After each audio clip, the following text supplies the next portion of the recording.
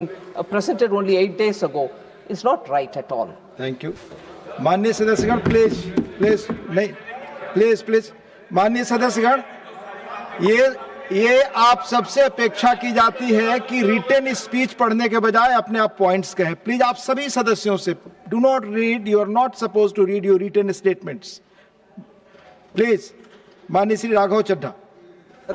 Sir अक्सर देखा जाता है कि जब वित्त मंत्री जी बजट पेश करती हैं, कृपया तो चेयर पे बैठ कर ना बोले सर अक्सर प्लीज प्लीज प्लीज। अगर समय देंगे तो हम बगैर पेपर देख के बोलेंगे, मगर समय नहीं होगा तो पेपर पढ़ना पड़ेगा। सर आप बहुत सीनियर सदस्य हैं, समय आवंटित होता है पार्टी दलों के द्वारा बीएससी मीटिंग में, ये चेयर नहीं करता, आप जरूर जानती होंगी। Please Raghav Chadha ji please.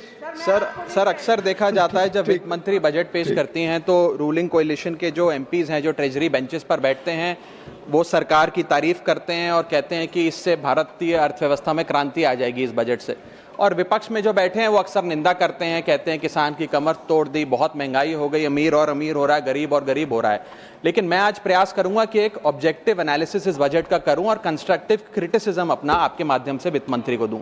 So the title of my speech is The Good, the Bad and the Way Forward. 4 good things that I found in this budget, 4 bad things that I found in this budget, and 4 innovative suggestions to the Honorable Finance Minister.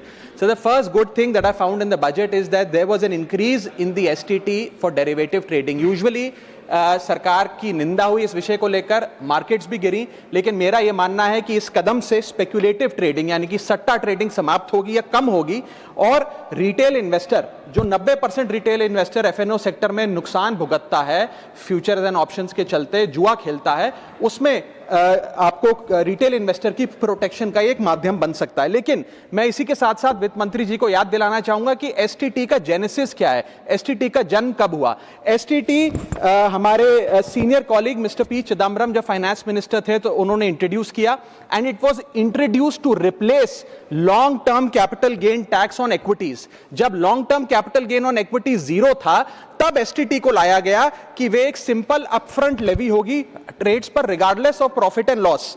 लेकिन अब सरकार ने long term capital gain tax भी लगा दिया, STT भी लगा दिया और रिटेल इन्वेस्टर को और तमाम इन्वेस्टर्स को एक प्रकार से डिसइंसेंटिवाइज किया। मैं एक सुझाव लाया हूं सरकार के लिए जिससे long term house hold earnings बढ़ेंगी, वेल्थ क्रिएशन होगा और वेल्थ पार्किंग रियल एस्टेट और गोल्ड के सेक्टर से निकलकर इक्विटीज में आएगी और स्पेक्युलेटिव ट्रेडिंग और कम होगी और long term investment behaviour investors का बढ़ेगा। वो की है कि long term capital gain tax on equities should be made nil in this country for individual investors. दुनिया की कई ऐसे देश हैं जिसके अंदर long term capital gain tax equities पे खास तौर पे शून्य है, जैसे कि Switzerland, Singapore, UAE, New Zealand, Hong Kong, Qatar, Malaysia. मैं चाहूंगा कि जब एसटीटी बढ़ाया जा रहा है तो इसी बजट में ही long term capital gain tax को जीरो किया जाए। सर मेरा दूसरा जो मैं सरकार के बजट को एक्नॉलेज करना चाहूंगा वो ये है कि कैपेक्स के जो एक्सपेंडिचर एलोकेशन होता है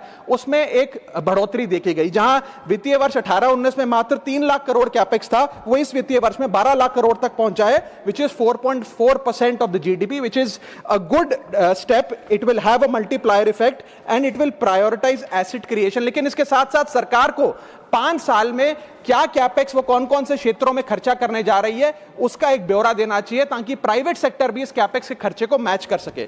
sir third thing which we found in the speech of the finance minister is that there was a relative restraint in making budgetary announcements for election bound states. अक्सर वित्त मंत्री का भाषण सुन के आप बता सकते हैं कि कौन से राज्यों में चुनाव होने जा रहा है। इस स्पीच में उन्होंने थोड़ा सा रिस्ट्रेंट एक्सरसाइज किया जिसे मैं एक्नॉलेज करता हूं। और आखिरी अच्छी चीज जो इस बजट में नजर आई वो ये था कि एनआरआई की इन्वेस्टमेंट लिमिट में एनहांसमेंट हुई। लेकिन मैं बता दूं कि जब एफआईआईज ने, फॉरेन इन्वेस्टर्स ने, फॉरेन पोर्टफोलियो इन्वेस्टर्स ने इस देश के बाजार से पैसा निकाल लिया और पिछले एक वित्तीय वर्ष में 23 बिलियन निकाला, तब जाकर सरकार जागी और सरकार ने एनआरआईज के लिए इक्विटी मार्केट का दरवाजा खोलकर उनकी इन्वेस्टमेंट लिमिट को 5% से बढ़ा दिया।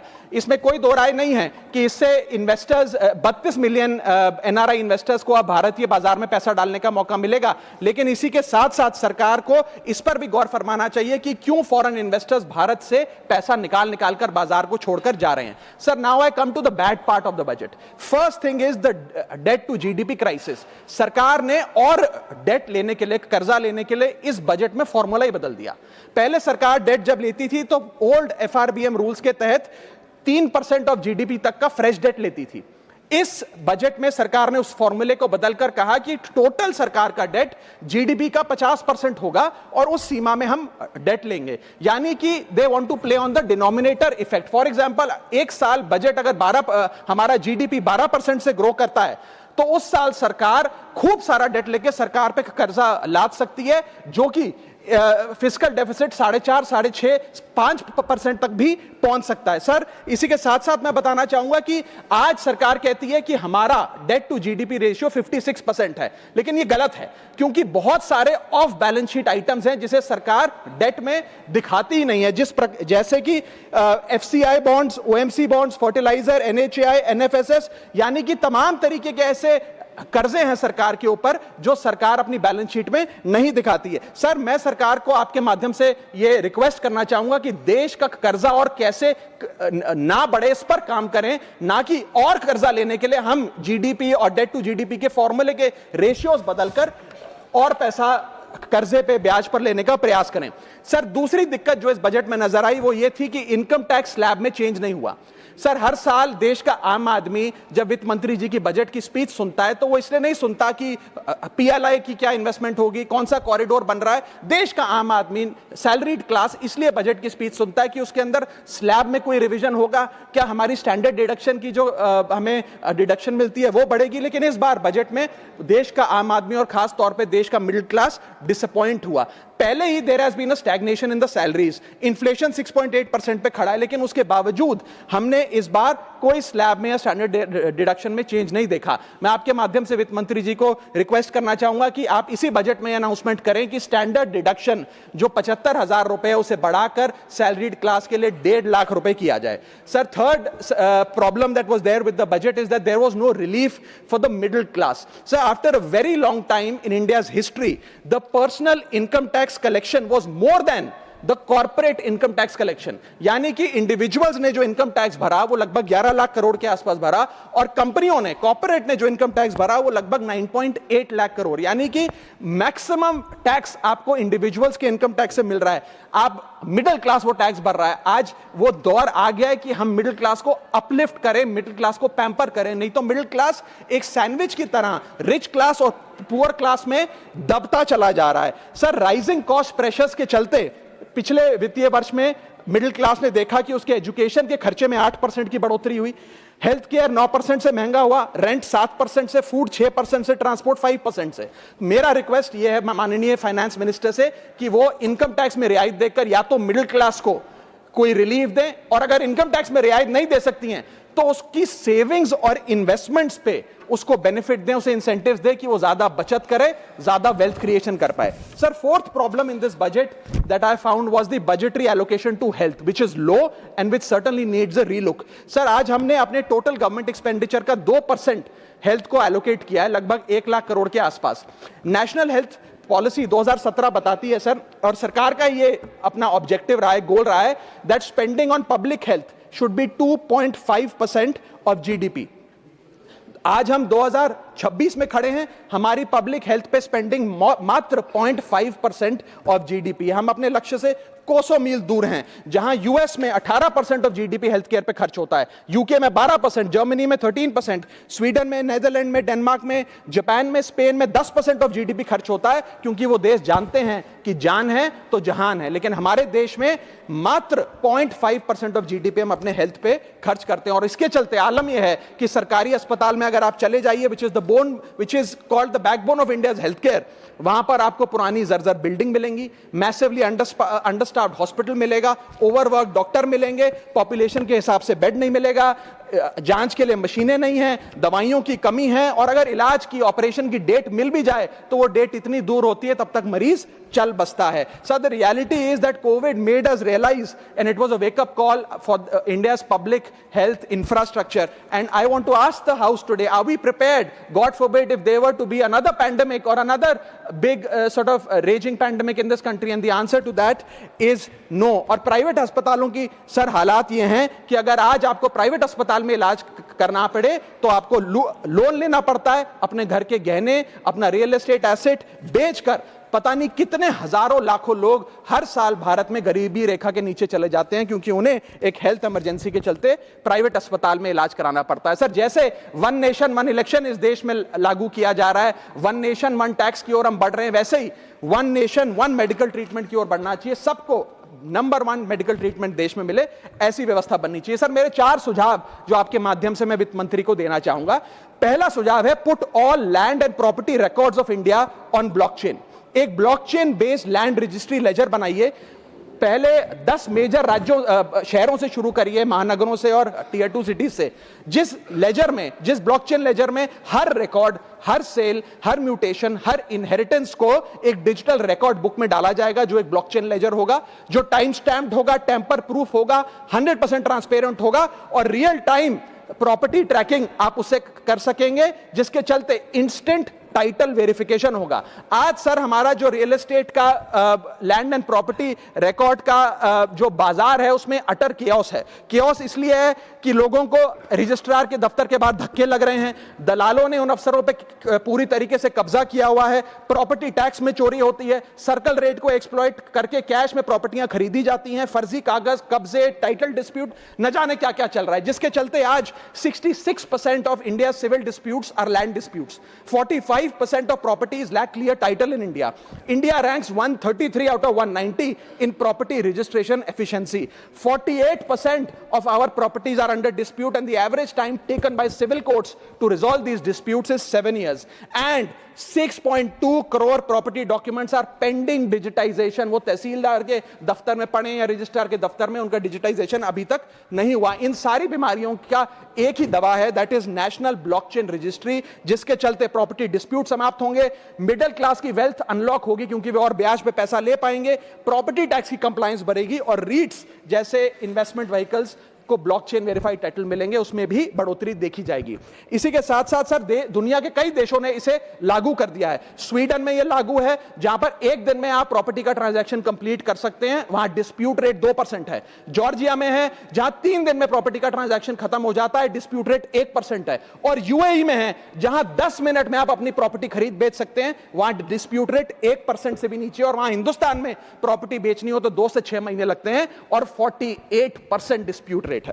सर, मेरा दूसरा सुझाव है inflation linked salary revision act. Bharat में वेजेस को इंडेक्स करिए महंगाई से। वित्तीय वर्ष 18 से लेकर वित्तीय वर्ष 26 में हमने देखा कि real wages for the salaried class में 16% की गिरावट आई। यह गिरावट का मतलब इन सालों में जितनी महंगाई थी, जिस स्तर पे महंगाई बढ़ी उस स्तर पे वेजेस नहीं बढ़ी, जिसके चलते 16% की गिरावट रियल वेजेस में देखी गई। इसीलिए mandatory wage indexation formula is the need of the hour and the government must look at it. इसके चलते तमाम फॉर्मल सेक्टर्स में, corporate, shops, factories, gig workers, सबको इन्फ्लेशन इंडेक्स वेज हाइक मिलेगा। और सरकार के मुलाजिम को तो मिलता ही है, हर साल डियरनेस अलाउंस मिलता है, उसके बाद आप हर कुछ सालों में पे कमीशन लागू होता है। इससे आप 20 करोड़ आबादी, which is 45% of India's total workforce, आप उसे एड्रेस कर पाएंगे। सर, इसी के साथ साथ मैं बताना चाहता हूं कि दुनिया के कई देशों में यह पहले से ही लागू है। यूएस के अंदर COLA, cost of living adjustment system लागू है, जिसके अंदर एनुअल और ऑटोमेटिक रिवीजन होता है। जर्मनी के अंदर हर 18 से 24 महीने के अंदर महंगाई के अनुसार सैलरी बढ़ा दी जाती है। जापान के अंदर शिंटो मेथड यूज होता है जिसमें annual inflation index wage hike दी जाती है। और बेल्जियम में ऑटोमेटिक इंडेक्सेशन लॉ है जिसमें क्वार्टरली बेसिस पर एम्प्लॉइज की सैलरी बढ़ाई जाती है। Sir, India is one of the only countries in major economies where 85% of our formal workforce has zero statutory inflation protection. We are at the mercy of the employer discretion and our own negotiation power to raise our salaries. इसके साथ साथ मुझे लगता है कि एक minimum increase based on inflation होना चाहिए। मेरा थर्ड सुझाव माननीय वित्त मंत्री जी को रहेगा कि स्टेट कैपिटल एक्सपेंडिचर की matching grant, matching funding centre they.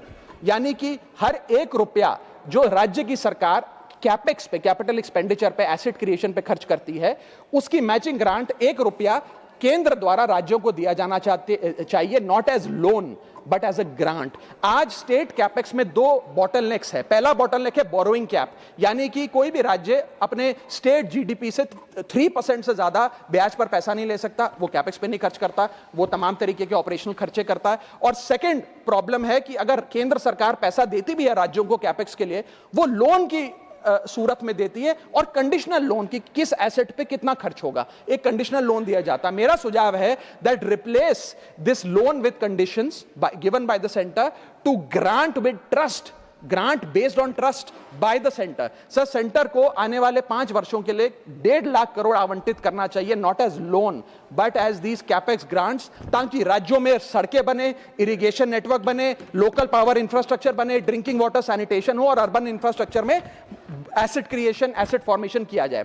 As not as loan, not on interest, not with principal and with no conditionality. अगर ऐसा होता है तो सबसे पहले तो स्टेट की बैलेंस शीट में this grant will not sit as debt, state की बैलेंस शीट सुंदर होगी, बेहतर होगी। दूसरा, खुलकर राज्य कैपेक्स पर खर्च कर पाएंगे। Third, it will be a high growth and a high job creator, एक ग्रोथ मल्टीप्लायर और जॉब क्रिएटर के तौर पे इसका इस्तेमाल होगा, क्योंकि हर 1 रुपया जो आप कैपेक्स पे खर्च करते हैं उससे भारत का जीडीपी 2 से 3 रुपए बढ़ता है in a span of 3 to 5 years। Cooperative federalism मजबूत होगा, और साथ ही साथ states will become builders and not borrowers in the eyes of the centre. Sir, मेरा चौथा सुझाव जो माननीय वित्त मंत्री जी के लिए है वो ये है कि legalise virtual digital assets as an asset class. India में अभी सर वैसे ही डी फैक्टो लीगलाइज टैक्सेशन है वर्चुअल डिजिटल एसेट्स, यानी कि cryptocurrency, stablecoin et cetera, क्योंकि अगर उनकी खरीद बेच पर कोई मुनाफा होता है तो 30% फ्लैट इनकम टैक्स लगता है, और 1% ट्रांजैक्शन टैक्स जो अपनी वस्तु बेच रहा है उसे सरकार को जमा कराना पड़ता है। But they are somehow not recognised as an asset class. VDS जो वर्चुअल डिजिटल एसेट्स है, एक एसेट क्लास का दर्जा नहीं दिया गया, जिसके चलते कोई डेडिकेटेड लाइसेंसिंग लॉ नहीं है, कोई क्लियर कंज्यूमर या इन्वेस्टर प्रोटेक्शन कानून नहीं है, AML कानून यानी कि एंटी मनी लॉन्ड्रिंग गाइडलाइंस और डायरेक्शंस इस एसेट क्लास के लिए नहीं है, and there is of course no explicit legal classification. As a result what has happened is that 4.8 lakh crore trade in this virtual digital assets has moved offshore. Bharat के बाहर निकलकर वो अन्य देशों में, दुबई, सिंगापुर, मलेशिया और अन्य देशों में इसका ट्रेड हो रहा है जो भारतीय कर रहे हैं। Second thing that has happened is that 73% of India's crypto trading volume in financial year 25 has moved to offshore exchanges. What has further happened is that 180 virtual digital asset startups have moved to countries like Dubai and Singapore, and as a result जो देश, भारत देश के 12 करोड़ ऐसे लोग हैं जो इन virtual digital assets में, crypto में, RWA यानी कि रियल वर्ल्ड एसेट में, स्टेबल कॉइन में इन्वेस्ट करना चाहते हैं, वो ऑफशोर जाकर इन्वेस्ट कर रहे हैं। जरूरत है कि हम कंप्लायंस हिंदुस्तान में लागू करें, उसे हेविली रेगुलेट करें, लेकिन उसे ऑनशोर लाएं। इसके चलते अगर ऐसा होता है तो सरकार के खजाने में 15 से 20 हजार करोड़ रुपए का इजाफा होगा, उन्हें उतना टैक्स मिलेगा। और इसी के साथ साथ मैं सरकार को कहना चाहता हूं that we currently tax these virtual digital assets as if they are legal, but we regulate them as if they are illegal. मेरा सुझाव है कि इसे heavily regulate करिए, रिंग फेंस करिए इस इकोसिस्टम को, AML गाइडलाइंस यानी कि एंटी मनी लॉन्ड्रिंग कानून और मजबूत करिए, लेकिन prohibition is not protection, regulation is protection. Thank you so much, sir. Thank you, धन्यवाद माननीय राघव चड्ढा जी।